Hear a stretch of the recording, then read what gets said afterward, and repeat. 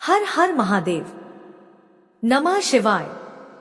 नमस्कार दोस्तों, एक बार फिर से स्वागत है आपके अपने चैनल भक्तिफ्लो 51 में। दोस्तों, आज हम आपको हजारों वर्ष पुराने चमत्कारी बाबा काशी विश्वनाथ जी के एक अद्भुत और अनसुने रहस्य के बारे में बताने जा रहे हैं, जिसे जानकर आपके पैरों के नीचे से जमीन खिसक जाएगी। दोस्तों, आखिर ऐसा कौन सा रहस्य है? काशी विश्वनाथ मंदिर के चौंका देने वाले रहस्य। हर हर महादेव मित्रों, साल था 1669। बनारस की गलियों में अफरा तफरी मची हुई थी। औरंगजेब अपनी सेना के साथ काशी में घुस आया था। उसने काशी में उपस्थित सभी हिंदू मंदिरों को तोड़ने का आदेश दिया। लेकिन जब उसकी सेना काशी विश्वनाथ मंदिर की ओर बढ़ी, तभी अचानक वहां कहीं से 4000 नागा साधु आ गए और औरंगजेब की सेना पर धावा बोल दिया। लेकिन वे असफल रहे और औरंगजेब ने लगभग 400 से ज्यादा नागा साधुओं को मारकर काशी विश्वनाथ मंदिर को ध्वस्त कर दिया। यह दृश्य काफी ज्यादा भयानक था। लेकिन यह कहानी यही खत्म नहीं होती। औरंगजेब ने मंदिर को केवल तोड़ा ही नहीं, बल्कि उसे तोड़कर एक मस्जिद का निर्माण किया, जिसे आज हम ज्ञानवापी मस्जिद के नाम से जानते हैं। अब समय में आगे आए तो साल 2023 से 24 में कोर्ट के आदेश पर एएसआई यानी आर्कियोलॉजिकल सर्वे ऑफ इंडिया ने ज्ञानवापी मस्जिद का सर्वेक्षण किया और अपनी रिपोर्ट कोर्ट में प्रस्तुत की। उनके अनुसार वहां 55 पत्थरों की मूर्तियां मिली, जिनमें हिंदू देवताओं की मूर्तियां भी शामिल थी, जैसे कि हनुमान, गणेश और नंदी की मूर्तियां, और साथ ही 32 शिलालेख मिले, जिनमें देवनागरी ग्रंथ, तेलुगु और कन्नड़ का प्रयोग पाया गया। तो क्या यह सारी बातें सच है?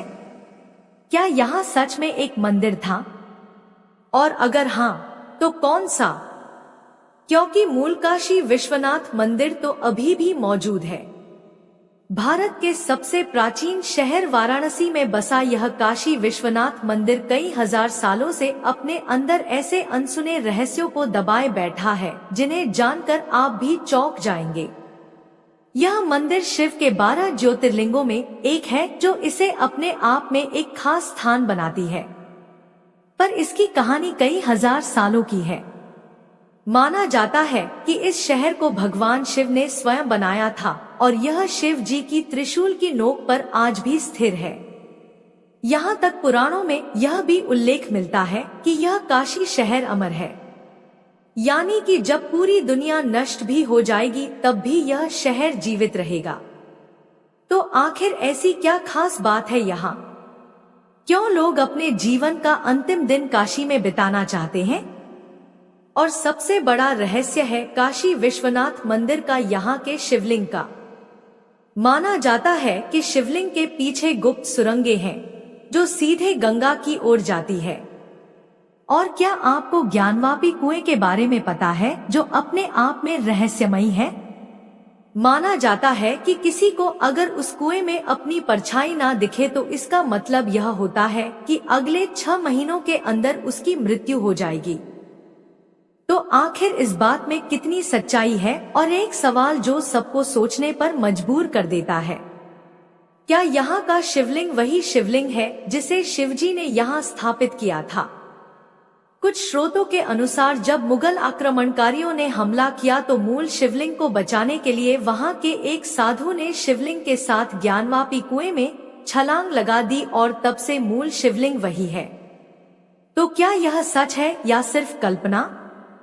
तो आज के इस वीडियो में हम जानेंगे काशी विश्वनाथ मंदिर के उन रहस्यों को जो आपको नहीं पता। उतरेंगे इसके इतिहास के उन अंधेरे कुओं में जिनकी सच्चाई आपसे छिपाई गई। तो चलिए शुरू करते हैं काशी विश्वनाथ का यह रहस्यमय सफर। लेकिन उससे पहले अगर आपको वीडियो अच्छी लग रही है तो इसे लाइक करके कमेंट में हर हर महादेव जरूर लिखिए।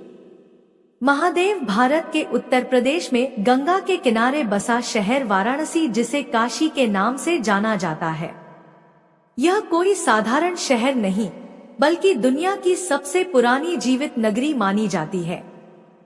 पुरातत्वविदों का मानना है कि जब मिस्र में पिरामिड बन रहे थे, जब रोम और एथेंस का नाम तक नहीं था, तब भी काशी में दीपक जल रहे थे, आरती हो रही थी और मंदिरों की घंटियां गूंज रही थी।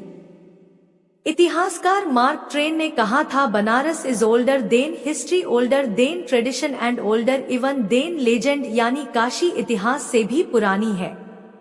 कहा जाता है कि काशी को स्वयं भगवान शिव ने बसाया था। स्कंद पुराण के काशी खंड में लिखा है, त्रिशूलाग्र स्थितम स्थानम सर्व तीर्थम शिवम, अर्थात काशी वह पवित्र स्थान है जो शिव के त्रिशूल की नोक पर टिका है।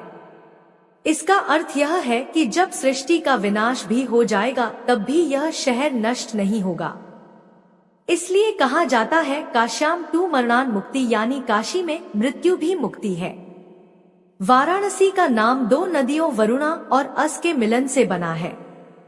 इन दोनों के बीच की भूमि को वाराणसी कहा गया। यह वह स्थान है जहां जीवन और मृत्यु एक साथ सांस लेते हैं। यहाँ गंगा के घाटों पर सुबह आरती होती है और वहीं शाम को चिताएं जलती हैं।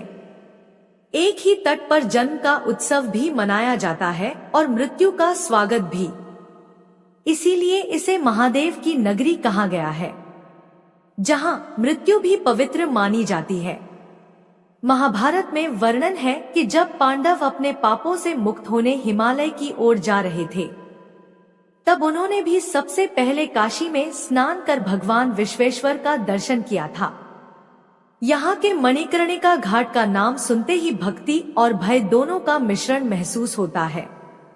माना जाता है कि यही वह स्थान है जहाँ स्वयं माता पार्वती के कान की मणिक थी और शिव ने घोषणा की थी, जो काशी में मरेगा उसे मैं स्वयं मोक्ष दूंगा।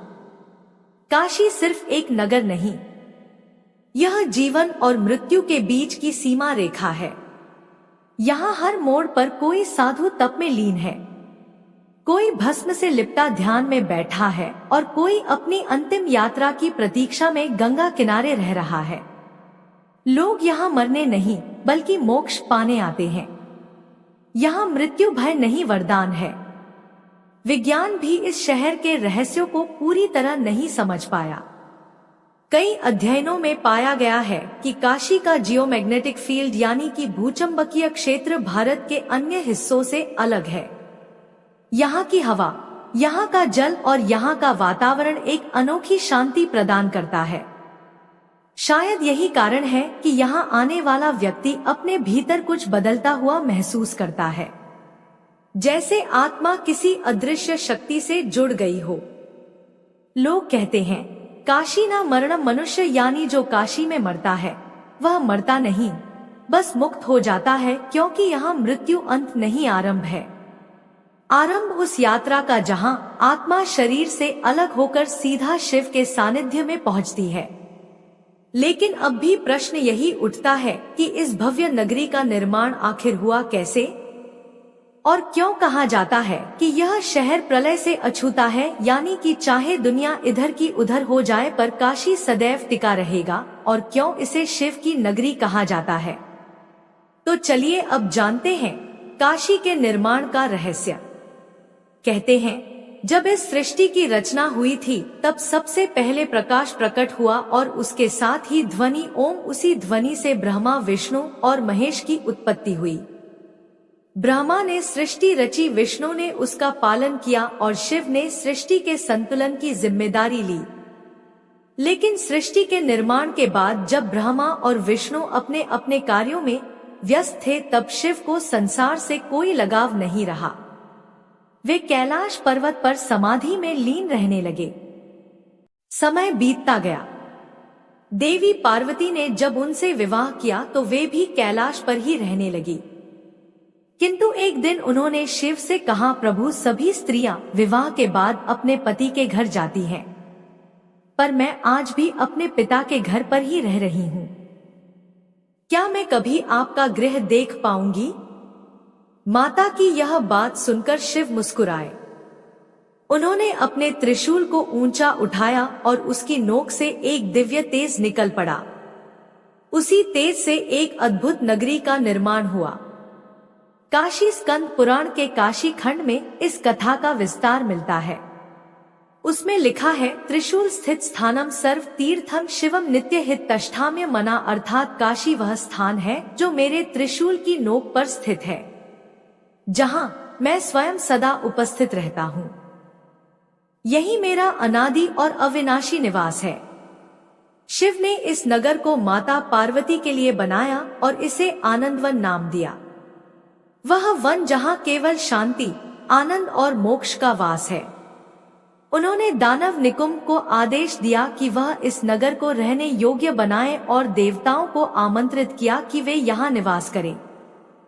माता पार्वती इतनी प्रसन्न हुई कि उन्होंने सभी को भोजन कराया। तभी से उन्हें अन्नपूर्णा देवी के रूप में पूजा जाने लगा। अन्नपूर्णा देवी की कथा काशी के हर कोने में जीवित है। कहा जाता है, एक बार जब इस नगर में भयंकर अकाल पड़ा और चारों ओर भूखमड़ी फैल गई, तब भगवान शिव ने स्वयं भिक्षा मांगी। वे माता अन्नपूर्णा के पास पहुँचे और उन्होंने भोलेनाथ के हाथों में अन्न का पात्र रख दिया। उसी क्षण शिव ने कहा, माँ, जब तक तुम यहाँ रहोगी काशी में कोई भूखा नहीं मरेगा। इसी से आरंभ हुआ अन्नपूर्णा मंदिर, जो आज भी काशी विश्वनाथ के निकट स्थित है। काशी के बारे में एक और रहस्यमय मान्यता है। कहा जाता है, यह शहर प्रलय के समय भी नष्ट नहीं होता। जब पूरी पृथ्वी जल में डूब जाती है, तब भी काशी त्रिशूल की नोक पर टिकी रहती है।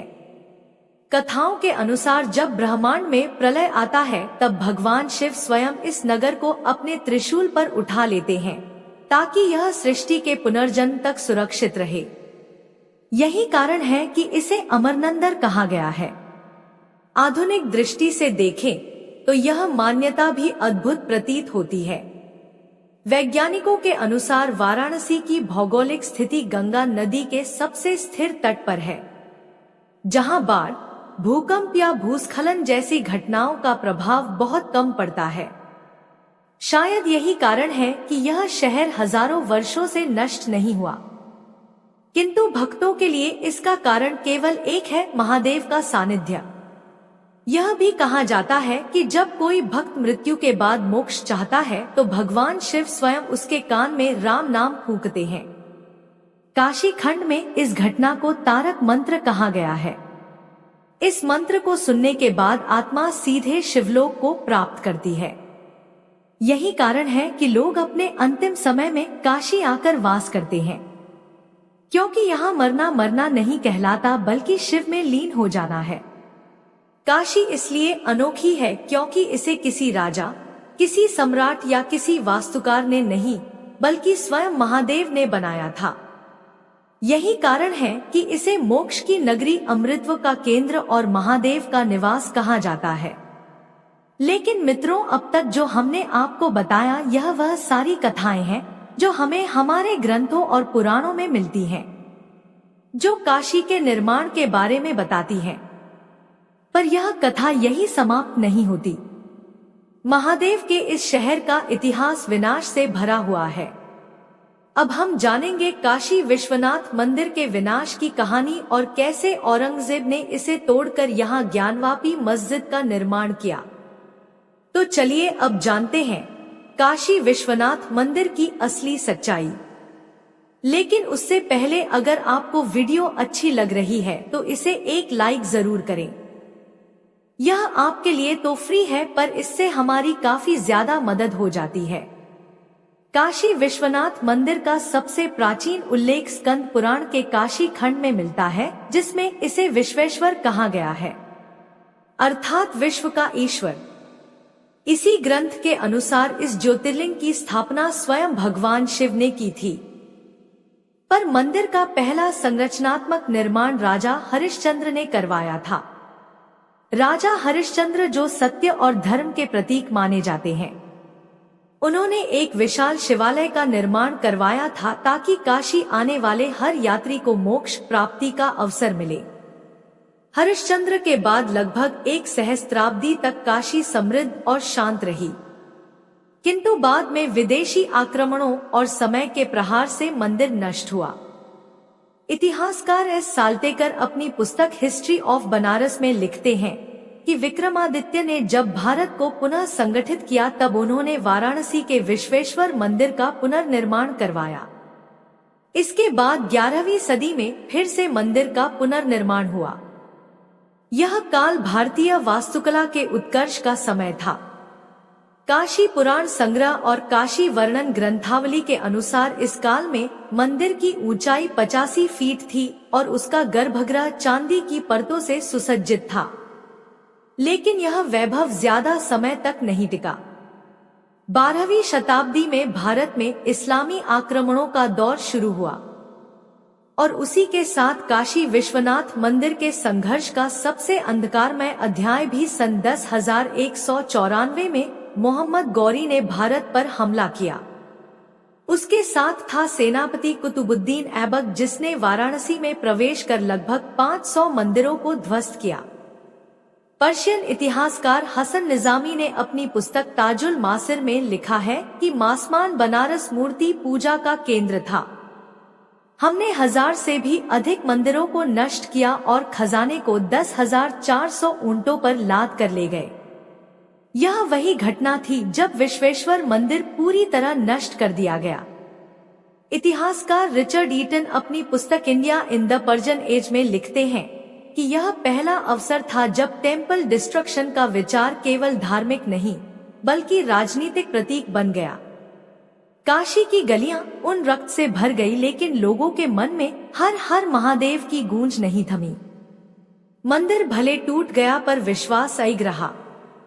3 शताब्दियों के बाद जब मुगल साम्राज्य में सहिष्णुता का दौर आया, तब सम्राट अकबर ने अपने राजपुरोहित और राजकोषाध्यक्ष राजा टोडरमल को वाराणसी भेजा।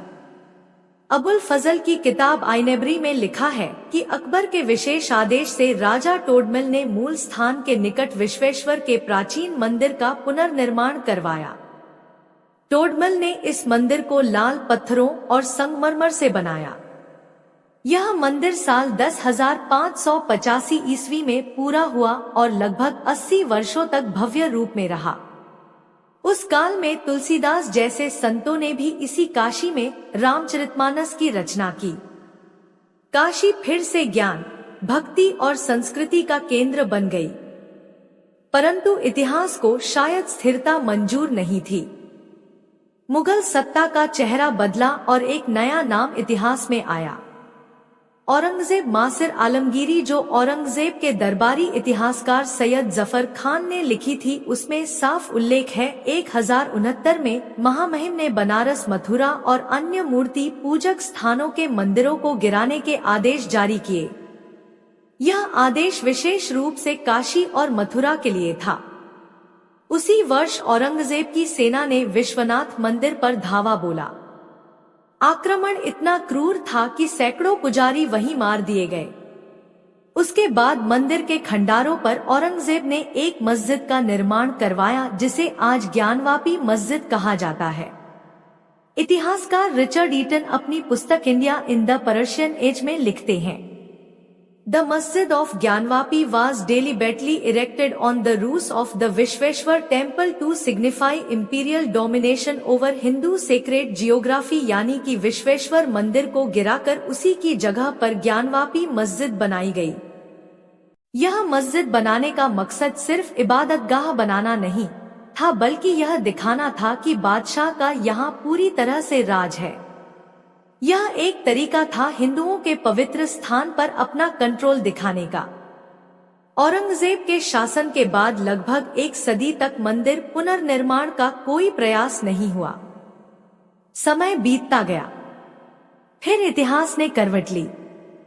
18वीं शताब्दी के उत्तरार्ध में मराठा साम्राज्य की महान रानी महारानी अहिल्याबाई होलकर ने मंदिर के पुराने अवशेषों का अध्ययन करवाया और ज्ञानवापी मस्जिद के ठीक दक्षिण भाग में एक नया मंदिर बनवाया, जो आज काशी विश्वनाथ मंदिर के रूप में खड़ा है। मेयो ने साल्टेकर अपनी पुस्तक हिस्ट्री ऑफ बनारस में लिखते हैं, अहिल्याबाई का पुनर्निर्माण केवल भक्ति का कार्य नहीं बल्कि राष्ट्रीय चेतना का पुनरुत्थान था। उन्होंने प्राचीन पवित्रता की निरंतरता बनाए रखने के लिए मस्जिद के निकट एक स्थल चुना। अहिल्याबाई ने मंदिर का निर्माण पूर्णतः नागर शैली में करवाया, जिसमें शिखर पर सोने का कलश और नीचे चांदी के द्वार लगाए गए।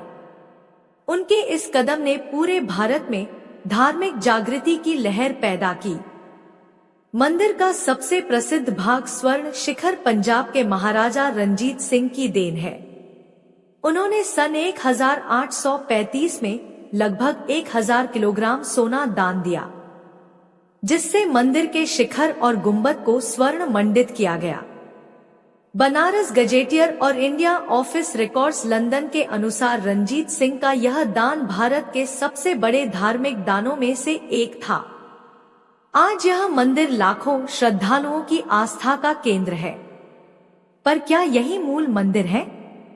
जैसे कि हमने आपको बताया, इतिहासकारों के अनुसार अहिल्याबाई ने ज्ञानवापी मस्जिद के ठीक दक्षिण भाग में एक नया मंदिर बनवाया। तो क्या मूल मंदिर आज भी ज्ञानवापी मस्जिद के नीचे दफन है? क्या है इसकी सच्चाई? मुस्लिम पक्ष का कहना है कि यहाँ कोई मंदिर नहीं था, पर हिंदू पक्ष यहाँ मंदिर होने का दावा करते हैं। तो चलिए अब जानते हैं इसकी सच्चाई, वो भी इतिहास और इतिहासकारों के दिए हुए प्रमाणों के आधार पर। लेकिन उससे पहले अगर आपको ऐसे रहस्य जानना पसंद है, वह भी सही प्रमाणों के साथ, तो हमारे चैनल बक्टिफ्लो 51 को सब्सक्राइब जरूर करें, क्योंकि हम ऐसी ही डॉक्यूमेंट्रीज आपके लिए लाते रहते हैं। इतिहासकारों के अनुसार सन 1669 में औरंगजेब के आदेश पर काशी विश्वनाथ मंदिर को तोड़ा गया और वहां एक मस्जिद का निर्माण किया गया, जिसे आज हम ज्ञानवापी मस्जिद के नाम से जानते हैं। पर इस बात में कितनी सच्चाई है? क्या सच में ऐसा कुछ हुआ था? क्या आज भी ज्ञानवापी मस्जिद के नीचे असली काशी विश्वनाथ मंदिर मौजूद है? माना जाता है कि काशी विश्वनाथ मंदिर को तोड़ने के बाद अपनी शक्ति और डर बनाए रखने के लिए औरंगजेब ने वहां मस्जिद का निर्माण करवाया। कई ऐतिहासिक दस्तावेजों के अनुसार इसका निर्माण सन 10,670 में संपन्न हुआ। ब्रिटिश युग में यानी कि 10,830 के दशक में जेम्स प्रिंसेप द्वारा बनाए गए कुछ नक्शे और चित्र यह दर्शाते हैं कि मस्जिद का निर्माण मंदिर के पुराने मलबे और खंभों को मिलाकर किया गया है। पर उस समय इस मुद्दे पर किसी ने ज्यादा ध्यान नहीं दिया। अब समय में आगे आए तो सन 1991 में पहली बार हरिहर पांडे द्वारा इस केस को अदालत में उठाया गया, जिसके बाद यह विवाद लंबे समय तक चला।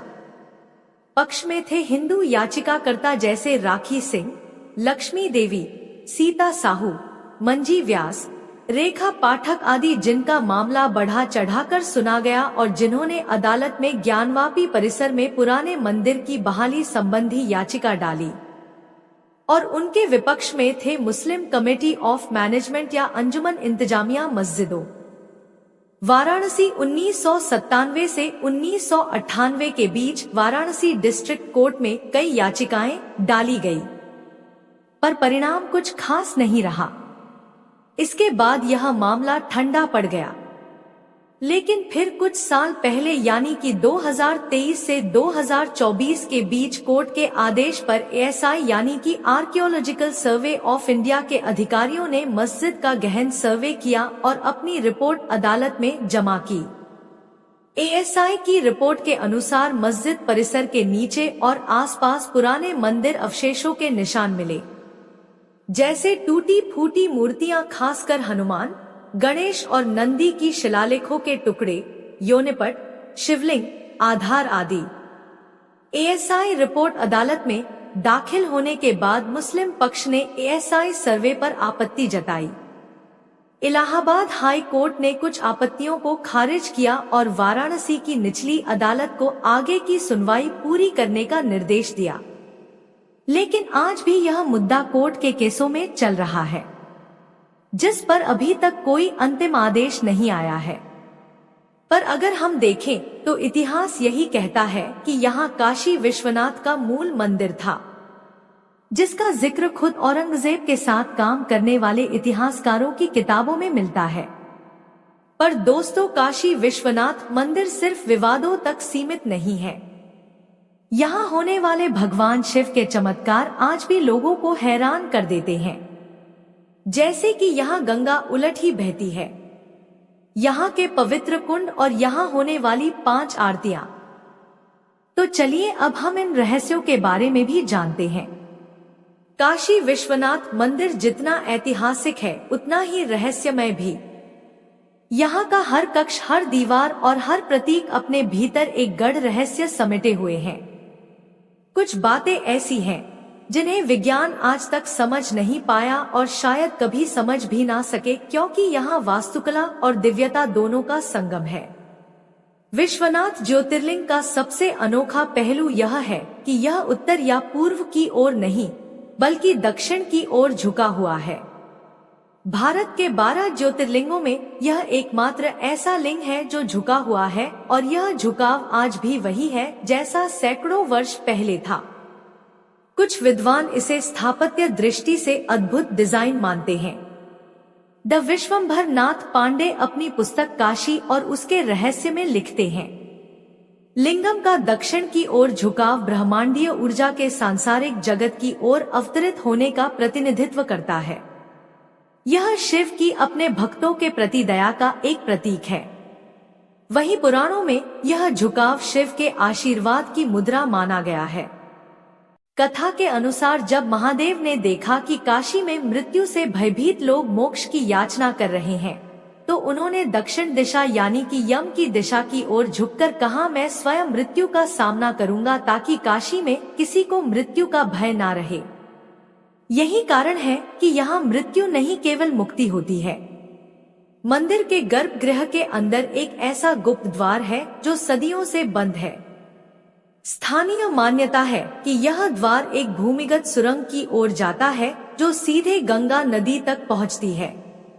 यह रहस्य केवल जनश्रुति नहीं है बल्कि ए.एस. अल्तिकार की हिस्ट्री ऑफ बनारस में इसका उल्लेख मिलता है कि मंदिर में कभी एक भूमिगत मार्ग हुआ करता था जो बाढ़ के दौरान लिंगम के अनुष्ठानिक स्नान के लिए गंगा से जुड़ा था, लेकिन इस द्वार को आज तक खोला नहीं गया, क्योंकि कहा जाता है जब आखिरी बार इसे खोलने का प्रयास किया गया तो भीतर से भयंकर ध्वनि और तीव्र वायु का प्रवाह निकला, जिससे कार्य रुकवा दिया गया। आज भी यह द्वार तांबे की प्लेट से सील है और उसकी रक्षा विशेष पुजारी करते हैं।